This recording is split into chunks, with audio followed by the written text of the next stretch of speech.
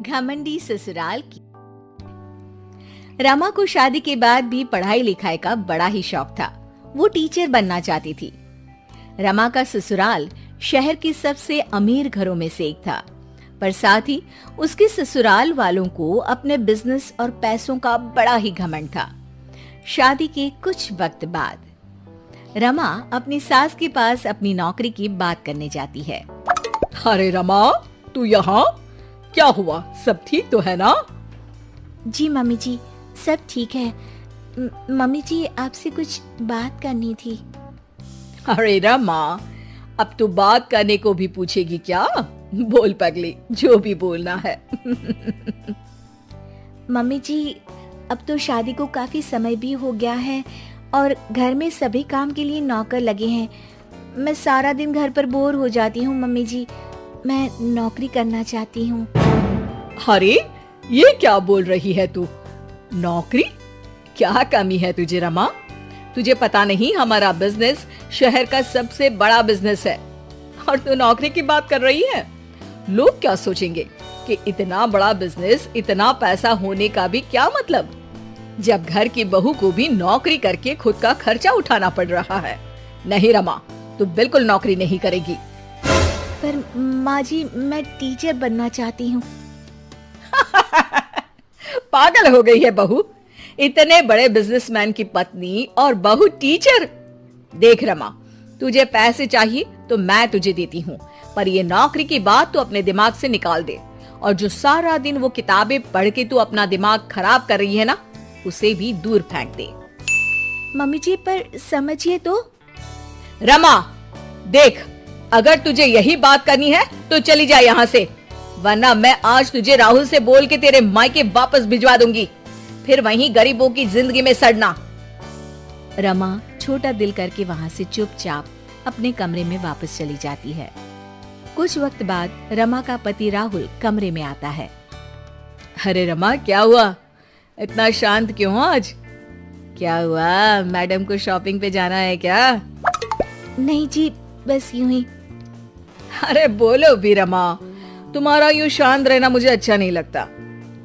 रमा पति के सामने नौकरी करने की बात रखते हुए कहती है, सुनिए ना, मैं नौकरी करना चाहती हूँ। मम्मी जी से इस बारे में बात हुई थी, लेकिन उन्होंने साफ इनकार कर दिया, इसलिए मैं आपकी सहमति चाहती हूँ। राहुल रमा की बात सुनकर जोरों से हंस पड़ता है।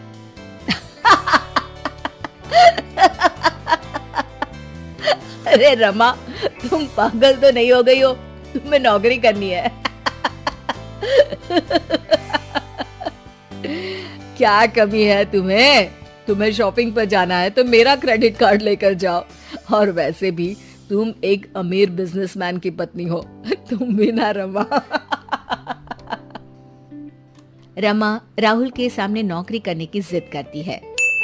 पर सुनिए तो, मैं नौकरी पैसों के लिए नहीं, अपने लिए करना चाहती हूँ। मेरा बचपन से टीचर बनने का सपना था, मैं उस सपने को पूरा करना चाहती हूँ। पागल हो चुकी हो तुम। बिल्कुल पागल। राहुल भी माँ की भाषा बोलता है और रमा के सपनों का मजाक उड़ाकर सो जाता है। रमा फिर से अपना दिल छोटा करके सो जाती है। अगले दिन सुबह रमा मम्मी जी से कहती है, मम्मी जी, मैं पास वाले बाजार तक जा रही हूँ। ठीक है बहू, पर शाम को जल्दी लौट आना। जी मम्मी जी। रमा सामान लेने मार्केट जाती है, तभी उसे रास्ते में एक पोस्टर दिखता है जिस पर लिखा होता है, टीचर की जरूरत है। रमा उसे देख बहुत खुश हो जाती है और बिना सोचे वहां चली जाती है। अब सुनिए, मैंने बाहर आपका पोस्टर दिखा, टीचर की जरूरत है, तो इसीलिए मैं अंदर चली आई। अरे मैडम, आप तो कोई बड़े परिवार से लगती हैं। हमारा तो बस एक छोटा सा एनजीओ है जिसके लिए हमें एक टीचर की जरूरत है जो कम पैसों में इन बच्चों को पढ़ा सके। अरे नहीं नहीं, मुझे पैसों की जरूरत नहीं है, मैं बस इन बच्चों को पढ़ाकर टीचर बनना चाहती हूँ। अच्छा मैडम जी, अब कल सुबह से रोज आ जाइएगा। रमा वहाँ से चली जाती है। अगले दिन, मम्मी जी, मेरी सहेली नई किटी पार्टी खोल रही है, तो मुझे कुछ दिन रोज उसके यहाँ जाना है। क्या मैं जा सकती हूँ मम्मी जी? सासू माँ खुश हो जाती है। अरे वाह रमा, किटी पार्टी, मैं अभी चलती हूँ तेरे साथ।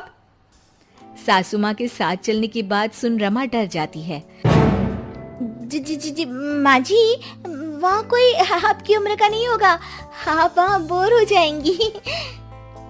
अच्छा ठीक है बहू, तू जा, पर शाम को वक्त से आ जाना। हाँ। रमा सासू माँ से झूठ बोल बच्चों को पढ़ाने निकल जाती है।